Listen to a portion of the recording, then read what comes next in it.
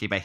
Today's episode of Secrets to Scaling Your E-commerce Brand, I had a chance to chat with James Pieper. We talked all about what to do when you burn out, what burnout looks like in entrepreneur land. We talked about a lot of our own experiences. I think that this is one of those episodes where, if you have been there, if you're working, insane amounts of hours, if your business is on the brink of failure right now, even if you're doing incredibly well, I think this is one of those ones that you're going to want to listen to. And I talk a lot about my experiences and what's worked for me and what hasn't, and even removing toxic things from your life. It hits a lot of us people, specifically in leadership in business. And I think this is one of those episodes that's probably relevant for most people who listen to this podcast. There's not going to be many tactical sort of things in this episode, a lot of overarching kind of strategies for living a better life, or a life that is sustainable. So yeah, guys, I don't think you're going to want to miss this one.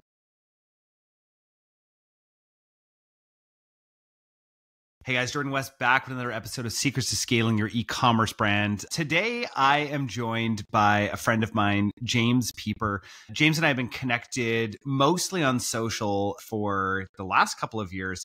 And I just knew that we had to have a conversation. I knew that we had to have a conversation that I think is going to hit a lot of you more so. It's funny.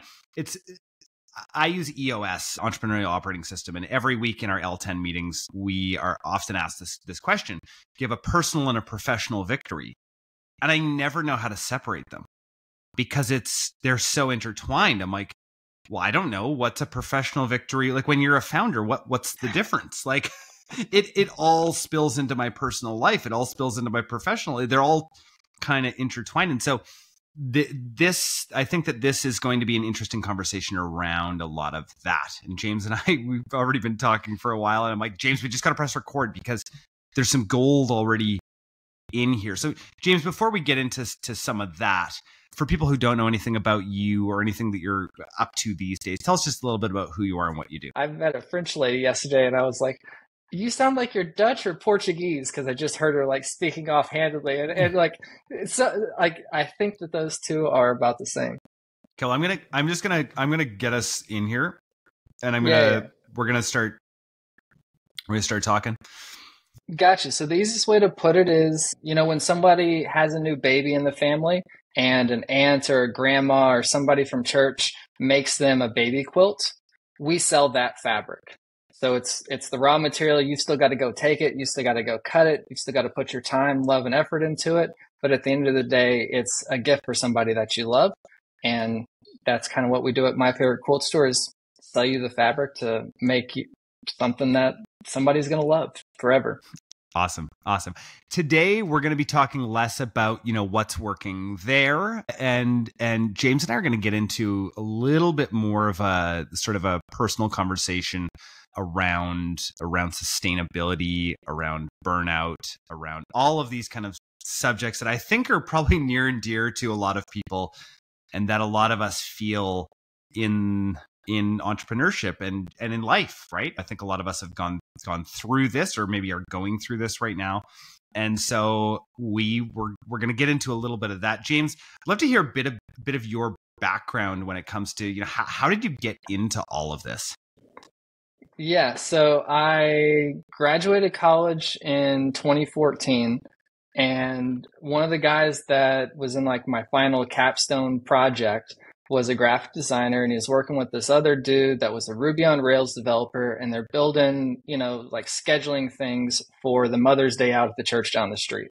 And I'm like, oh, that sounds like a lot of fun. Let's go learn that thing. So there's like, here, go learn some JavaScript. Here's what HTML is. And like, I had a rough understanding because I did management information systems. So it's like, I definitely know how to do this. And I did not know how to do this. So I spent a whole year trying to figure out how to do that. Realized I couldn't teach myself. Went to a programming boot camp that was doing .NET. So I learned C#. For all the programmer people out there, very much an enterprise language. Started working in the oil and gas industry, building health and safety software. So like, someone breaks their arm out on an oil rig, basically an iPad app, a desktop app, and phone app that would track that process from like, what's the incident? What was the report? And, push paperwork all over the place. Never really that interesting. Didn't really feel like I did anything for anybody. So they let me off. in like 2015, 2016, when oil and gas went down, they hired a bunch of salespeople, and they're still around, which is awesome for them. Still the same three developers that started it, right? They never really wanted to hire another developer. They just they didn't know how to sell. Funny enough, they never wanted to let me go do the marketing either. And I never could figure out why that is. But different aside there. I mean, that is so. I love one of my very favorite people I listen to is always like, "Hey, there's no tangents, right? There's no tangents when there's something like that. It's interesting as somebody who has been in a position where I've had a lot of employees over the years. That is not a brag. It's just so everyone knows that is a it is the hardest thing in the world. And one of the things that my mentor has often talked about is when there isn't a position for somebody or somebody's not thriving in a certain position, remembering that they may not there might be a strength mismatch, right? Not that you weren't thriving in that role, but being like, oh, that's right, you can market. like, hey, do you think there'd be a fit here? Yeah, actually, that's where my passion lies, right? Like, I've found the most incredible people when I move them from a role where I'm like, I think I have to let them go. And then I go and have a conversation with them. I'm like, oh, you're actually a salesperson. I didn't even realize that. Like, you want to give it a go over here, and then moving them into that. And there's an art in that, right? Like, and I have not always been very good at that. So anyway, I just wanted to just tangent on that for a sec. So you go ahead back in. Yeah, no, 100%. And to add on that, I don't think I've ever actually said that out loud and thought about that. And I am going to now put that better into practice. Awesome. So awesome. Yes. So yeah, basically did all that stuff, got laid off, and said, I'm not going to do that anymore. And I'm going to go figure out how to do this e-commerce thing. Cause I'd been looking at it. I'd tried to start like a couple different SaaS companies, like, so here's the dumbest idea I had was was an app that's called like Pingdom. And all it did was just like make sure your website was accessible, right? And it wasn't down, right? Like all it did was look at it, say yes, no. And it would send you a text and I'm like, I can build that. And I tried to build that. And then it's like, oh, well, I got to go market and all the other stuff. And that failed spectacularly. And then I found Shopify and I was like, oh, all I have to do here is write like some liquid and HTML and JavaScript. I got this all day. There's no databases. Shopify is the database. Let's go. So I decided to start a game from when I was in college, and I called it Stump Crafters. And essentially what it is you'd have a stump in your bed of your truck, and you can either hammer in your nail or an opponent's nail, and like you can flip the hammers, you can do all kinds of stuff, just nail it in. But it's like a drinking game, right? It's kind of like cornhole, right? You throw the bean bags, except this is like hammers and nails. Yeah. So I'm building the product. I built the website, sell a couple hundred of those. And I'm like, oh, this is a lot of fun, but it's a lot of work having to make the product, sell the product, ship the product, do all the things for the entire business.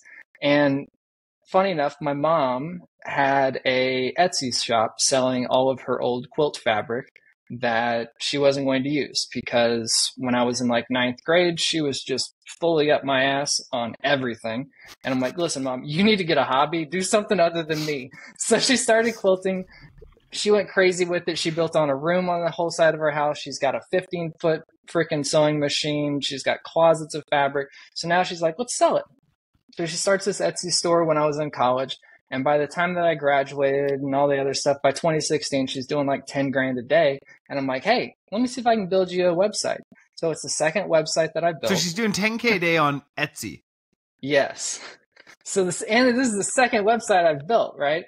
So I'm like, all right. And I get in there and there's this huge problem that Shopify does not allow you to sell in a fractional quantity. So if you want to buy 1.5 yards of fabric or a half a yard of fabric or a half meter, a quarter meter, whatever it might be, Shopify doesn't let you do that. It's got to be in a unit of one, and they will only do their pricing down to a 1 cent increment. So there's all kinds of problems with that. Yeah. And so I spend 6 months working around all that. And then at the end of it, we're the second, actually, I should say, we're the first Shopify store that's a fabric store on Shopify selling in fractional increments. Because there were some before that, but they had a thing that said, you have to do your own math. And they didn't sell it like the customer thought about it. Like if you walk into any quilt store in America or Canada for that matter, they're going to sell you probably a yard of fabric, maybe a meter. It's iffy in Canada. So it just made sense, right? Like you got to sell it how they're thinking about it. And so I built that app I built her website. And then over the next 2, 3 years, there were 4 or 5 other quilt stores that I built, but each one of them was a custom implementation of like going and figuring out how to make it fractional. And so then I Mm. finally turned it into an app in 2019. And right as I got the app figured out, launched, COVID happens, right? And COVID, my favorite quilt store basically like 10x'd overnight. So it was like, how do I scale all the things? Yeah. And at this point, the whole business is still run from inside my mom's house. And we Like literally shipping and moved, everything? shipping everything. Every product that we have on our current website, we had just as many products in her 3,500 square foot house as we do in our 10,000 square foot warehouse. The difference is just a little bit more depth. So Oh every my morning, gosh. yeah, so every morning it was me driving an hour across town, pulling as many orders as I could every day because we didn't have a warehouse management system. So I had to go write this crazy system where I literally had the fabric tagged based on the vendors and the rooms. And so I could say, okay, I'm going to go get a printout of everything that needs to get pulled from the master bathroom, everything that's going to get pulled Oh my from the gosh. guest bedroom, everything that's going to be in the master bedroom. Like it was literally room dependent on how it happened. And I still have I the just code. It's hilarious. I just recently I think our sponsor last month or the month before, that could even be right now, is Finale Inventory. And so it's funny because like I don't know if Finale could solve that problem, but it's incredible that you did. So I'll be honest, every company that I've tried to talk to figure this problem out, none of them really solve the fractional quantity thing. Mm, And it is such an undervalued part of the market in total because it's not just quilt stores, it's coffee beans, it's totally. farmers, it's people that sell mulch and dirt, it's people that like just so many other niche industries out there need some ability to do a fractional increment, and there's really nobody that's supporting them. Yeah. I mean, I So think about like local landscape shops, like every yeah, city. I mean, where I am, I'm about, 150,000 people in the city that I'm in. There's probably 4 different landscape shops. Like it's probably a exactly. massive market. Yeah, and they're all just run on pen and paper. They have no Yeah. Yeah. inventory. They have nothing. It's absolutely brutal, and that's how quilt stores are typically run.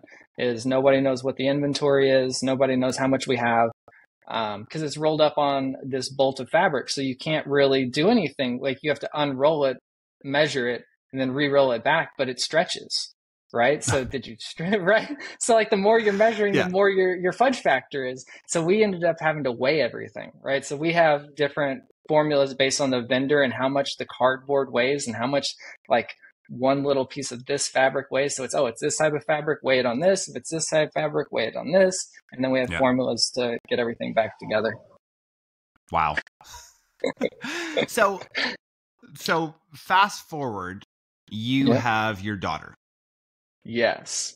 So my daughter was born October of 2020, and that is right around the time that the website really needed a revamp. Just everything had gotten super stale, right? We were on a turbo theme, like turbo like 1.2 or something, right? And I had done so much custom work to this site that we had never been able to update. We're on like turbo like 8 or 10 now, and they've got flex and all these other cool themes, and it's like let's do something new. And so I looked at all the different themes and I'm like, I don't want any of these themes. They don't fit what I want to do. And everyone has been talking about headless. And unfortunately, I'm also a React developer. So I'm like, shoot, let's do it. So I sat down and with a friend, and he kind of helped me get some of the infrastructure in place. And we essentially built our website from scratch with the regular like hydrogen APIs, but it's not a hydrogen site, right? So all the, like the caching, all the fun stuff that hydrogen does, we built that before they did, and they actually followed a lot of the same patterns we did. Like it seems like having hydrogen get to where it is today, it really feels like it's finally at a spot where you can actually start using it. Mm, But a year or 2 years ago, you couldn't build anything on it, right? So everything was roll your own. And I couldn't figure out how I was going to build it because I couldn't find the time. My daughter had just been born. So what I ended up doing is she kept getting up somewhere around like 3 a.m. in the morning. So I just decided I'm going to start getting up at 3 a.m. and doing whatever feed that was that she was going to do, and let my wife sleep. And then she'd get up at 8 and I would take a nap. And that worked fantastically. I built the whole website in about 6 months. 200,000 lines of code later, it was done. And 2 years later, everything is going fantastic. But oh my gosh, did that not cause so much, like, not even just angst and worry, but then effort. And then it siloed me from the rest of the team. It's like, I don't really want to go to the warehouse if I'm building the website, right? I don't want to know what's going wrong there. And it's very, and then no one's up at that time. So now you're not communicating with them, or I'm taking a nap at a time that's when they're wanting me to get back with them. It caused a lot of very intriguing issues that I am now paying for today. So we, before we got on here, and I think the main reason for this is that James had reached out to me because I have been doing early mornings this entire year. And I was saying how life-changing it's been in a positive sort of way. And there's a few different reasons that the early mornings came about. There was a certain sleep substance I've been using for years upon years. You can just guess, being a good Canadian. And I decided that it wasn't really serving me anymore. And so to me, that was a really big deal, is giving that up. But it was something I really felt like there was an addiction sort of thing in there that I needed to give up, that I needed to sort of do that for myself. And so that caused me to just naturally be waking up between 3:30 and 5 every morning. And so it was like, okay, well, I'm going to be okay with that versus being addicted to something that's going to help me sleep every night. And so that was where it came from me. And then there was all these beautiful natural consequences that actually came from that I loved. And so this is kind of where this has come from. And I've shared a little bit of this mostly actually over on Twitter, at how it's been so transformative in that sort of way. And James reached out and he said, hey, I want to talk to you about how a lot of this has led to some burnout actually in certain ways. And I wanted to have a conversation around this because I feel like we don't talk about this enough, and we don't talk about what burnout looks like.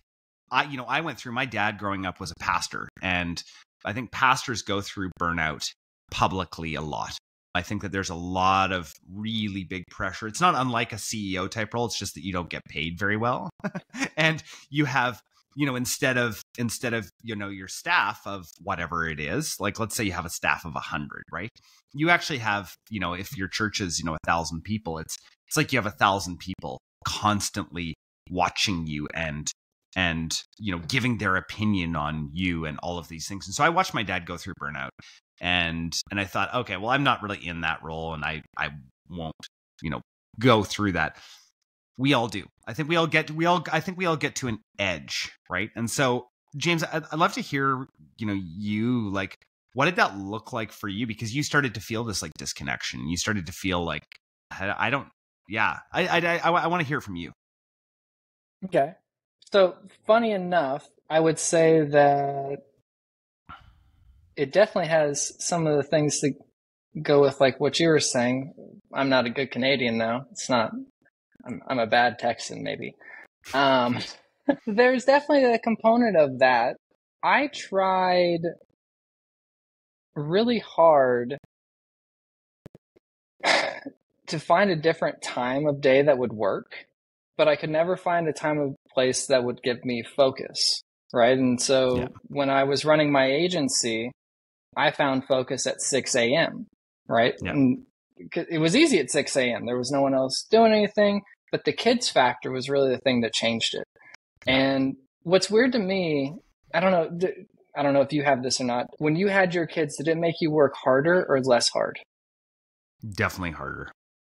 Interesting. Definitely For me, it was definitely harder because I had to fit the same, if not more, amount of work and meetings and all of that into a very small amount of time. And so I found myself needing to be more concentrated and yet not having the capacity to be more concentrated, specifically when they were little, because you're up all the time.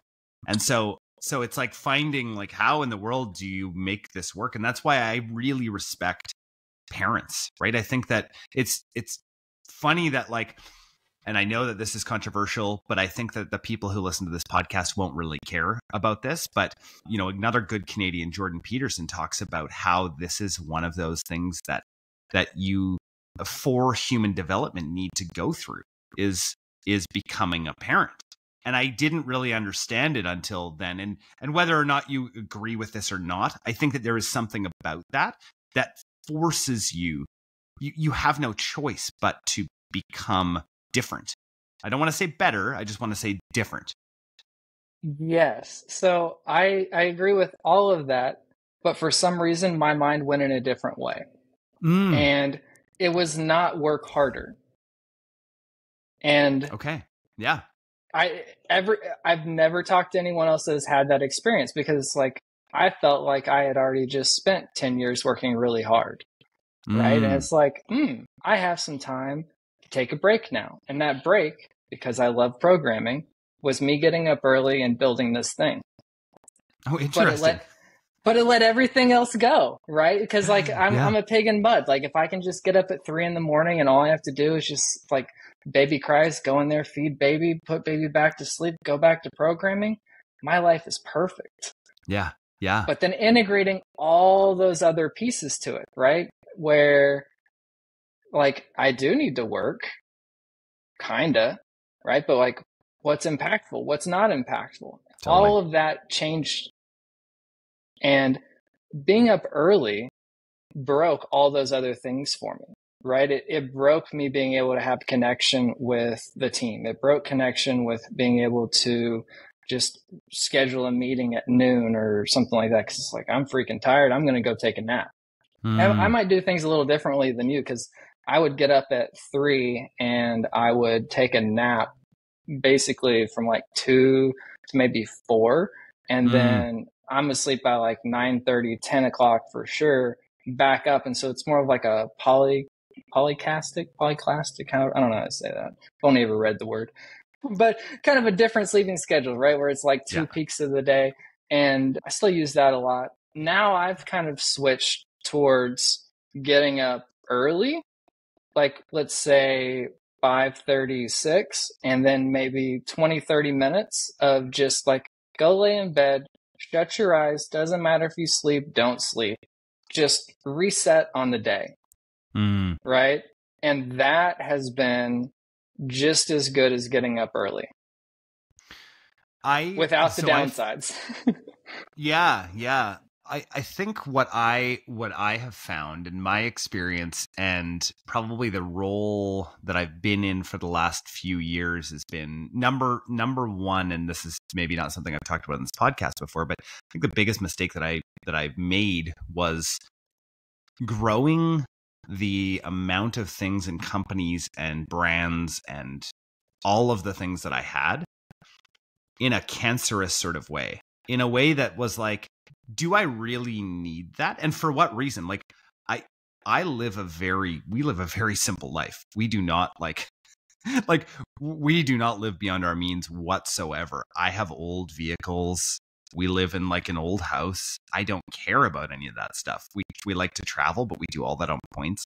We don't need money. That's not why I've been doing any of this. And I've asked myself oftentimes, like, why?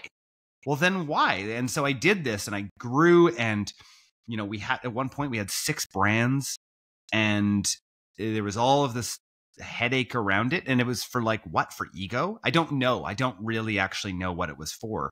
And so you just start to ask yourself like, okay, well, what matters? And so for me, I've started to now shrink down and come back down and be like, okay, well, what do I want my next years to look like? And so for me, one of the most important things is being able to do school pickups and drop-offs for my kids. That to me is like really important, is being there. I love the time that I get to drive them to school and There's about half an hour because I drop one off at daycare and all this stuff. That to me is really important. And then at 2:30 being able to shut off and be like, no, I'm with them. And so the way that it works for me schedule wise, just in case anyone's wondering, is I go to bed right at 9 o'clock. Usually wake up at about 4. So that gives me 7 hours. That for me is, my body really likes that amount of time. And then I come into, I've got an office that's built off of the back of our house. And I come back here and I have that time alone. And it's funny because I am an extreme extrovert and I need so much alone time, which is like, I don't know who else can relate to that, but that is what it has been for me. As I come back here and it's like those 3 hours are an equivalent to, and so 7 o'clock is when my kids wake up. And so those 3 hours for me are equivalent to that is where all of the things that I'm doing happen. And then the rest of the day is just bonus. And the rest of the day is my social time and mountain biking, which really helps my brain a lot, get into idea mode. And so that's what the balance for me looks like, and why I haven't yet come to burnout. Like, guys, right now I'm going through a lot in our businesses. One is, potentially we may have to pull a bankruptcy card, and that's really difficult. And one we're going through a really difficult sale of, and we're going through all this stuff. And for me, I'm either a sociopath and not affected by it, or I've got the skills, or I've got the strength somehow to be like, it's okay. Whatever is going to happen is going to happen. And to me, I don't think I could have done that without this big life change. I think that's been the change for me. So thanks for listening to that soliloquy there, James. No, that really tracks for me too. Like, whenever the starting of all of this was, I needed to rebuild the website, and I was not going to pay someone $150,000 to do it. Yeah. Right. Yeah. And didn't have $150,000 to do it. Cash flow is going down. Right. I've got to make a huge change. And so, yes, that change is big, but kind of something I think is interesting. So you never did this previously is No. What I'm really hearing. No. That's really, really, did you ever try staying up really late and like working till 2 or 3 in the morning? Nope. I've always been a turn it off when it's off kind of person. And the only time that I was the closest to burnout, and I even look at pictures of myself, I think I was about 40 pounds heavier too, is when I was a paramedic and running businesses. And so there was all that stress, like you can imagine, going and, multiple times a night telling somebody that their loved one is dead and doing CPR and all these things. And then also running businesses that were, one of them at the time was a restaurant that was failing, and I was having to work overtime to try to prop it up, and I didn't have any money. And so that was hard. That was hard. And see, so, I'm the opposite, and everyone gets mad at me because I don't gain weight, I lose weight. Right. So like, that's your stress. And that is just as bad as gaining weight for anyone that doesn't believe it. Right. Like getting down to like 129 pounds because you just can't do anything other than work, and eating doesn't taste good. The food that you like, you don't want. It is just so counterintuitive. And then to try to figure out how to get back out of that, right? Like right now, my workout routine is, I want to be able to do 100 push-ups and 100 squats without being sore the next day. Right? Simplest freaking win there is. Yeah. Yeah. Very practical. But it's harder. But it's harder than you would believe, because it's not just going and doing the thing, right? There's so much more to it. So I don't know if that hits me. My wife was an ICU nurse for forever, and definitely that stress of talking with families and all that, just wild. There's a good analogy to trying to deal with the stress of a business and that. I don't 100% know what it is. And I saw your tweets just the other day about walking. No, you said something about if there's nothing's ever a 911, right? Yeah. And what your tweet reminded me of is when I had my agency, I literally could not go anywhere without my laptop.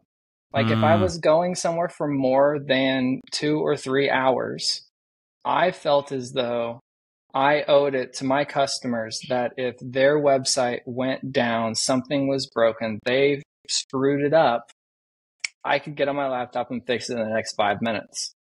Like that was part of Totally. my value. That was part of my value proposition.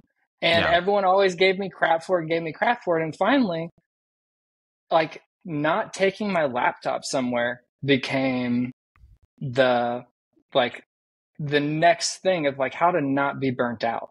Right? Yeah. Everyone talks about their phone, right? I had to bring a whole freaking backpack. Yeah. Like Yeah. just absolute nonsense. Nobody cared. I will tell you that I've had, being in the client game for a long time. First of all, being in the owner game for a long time of brands, I've never experienced a 911 as an owner. And I don't I can't imagine what a 911 is that I couldn't just be like, okay, breathe and solve this. And and it probably comes from being a paramedic that like nothing, and it also, guys, just so everyone knows, is horrible for relationships because I take nothing seriously.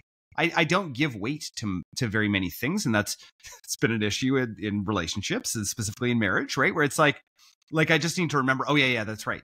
Like I have a weird context for what is a 911, like because we wouldn't even run when somebody was dead. You don't do that. You just like calm, composed, and you just go and do it. And so it's funny, even on the client side, when somebody says that there's a 911, we had one client constantly for a year, everything is a 911. And I'm like, and somehow I'm in on the Slack channel and I realized, I was like, this is so unhealthy.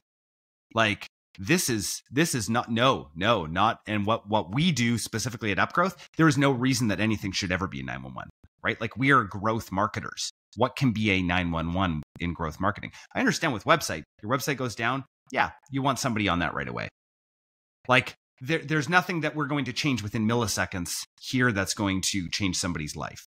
Right. So yeah, it's there needs to be a reset for a lot of business owners out there and understand that mentality will lead to burnout. Right. And so the things that I do, and I know we're kind of getting to the end of our conversation here, but what I do to protect against it, and I hope that this is helpful for people, is I prioritize. I'm like old school. I use the 7 habits way of prioritizing things.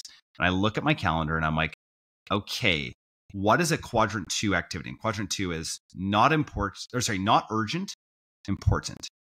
And I will schedule those activities. So for me, that's like CrossFit. That's biking 3 days a week up in the mountains. If I do those 2 things, that's all I do.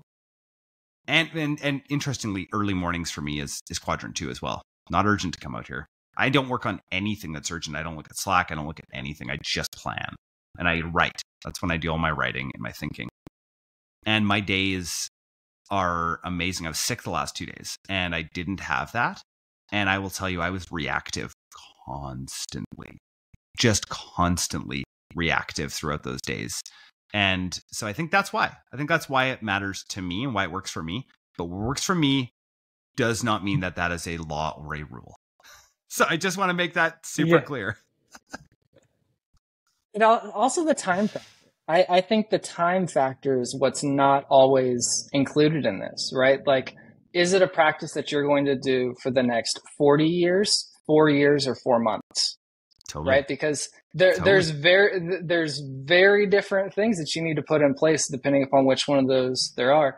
And so speaking back to your idea of there's no 911s, it also kind of goes back to like the stress thing where the 911 is when your website isn't working and one day of cash flow puts you under.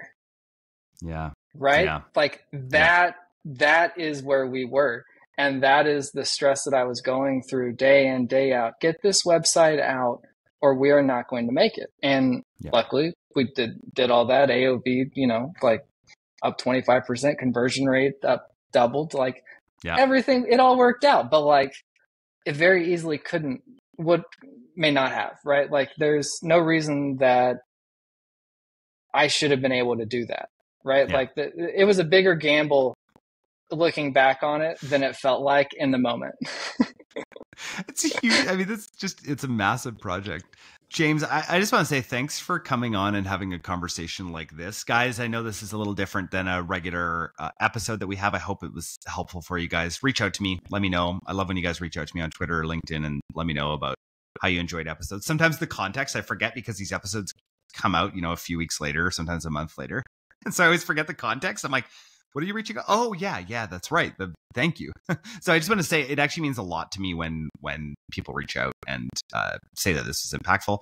I do this mostly just because I love it. So, James, I just want to say that thanks for your time today. Where can people reach out to you and find out a little bit more about what you're up to?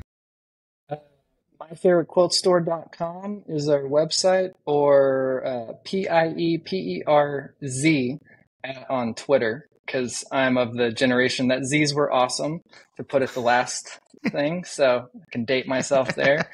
The last great generation, as I like to call us. Yes.